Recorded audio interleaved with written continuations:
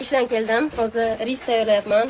Bilasizlar, meni eng sevgan, menda eng zo'r bo'ladigan ris bu menda va men yaxshi ko'raman. Va shuni tushundingizlar. Har doim ovqat pishirgan paytim bitta narsa xayolimga keladi. Har doim men kelin, qaynona qilgan videolarimda kelinlarning tarafini olaman, потому что men o'zim kelinlarni tushunaman, etakdagi tarafini olaman. Lekin men kamdan kam o'zimdagi kelinni ko'rdim. Kamdan kam qaysi shustri, ovqat pishirib biladi, qo'ldan keladi, uborka qilib biladi, uyni saranjon sarishta yig'ishtirib turadi. Shunaqa kelinlarni men juda ham kam ko'rdim. Вот menga savol keladi-da, o'shalarni onalari, bibilari, xolalari, ammalari, boshqa xotin ayollari o'rgatmaganmi? Ba'zi bir kelinlarni men ko'raman, даже tuxum jarit qiladilar har kuni. Ertalab, zavtrak, obed, ujin xohlasalar, tuxum xohlasalar, kartoshka jarit. Qo'llaridan bitta ham narsa kelmaydi. Или bitta ovqat keladi, o'shani har kuni o'shani pishiradilar, и всё.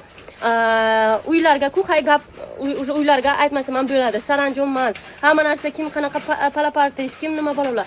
Men aytaman, o'shalarni onalari, например, Mani bubim faqat urushardilar, to что har bitta joyini palaslarni tagi bilan artgin, tualetlarni faqat tozalab qo'y, chunki sovchilar kelsa, palaslarni tagini ko'radi yoki tualetlarni kirib ko'radi, ovqatni zo'r qilishing kerak. Tiling uzun bo'lsa ham, seni qo'lingdan bir ish kelish kerak.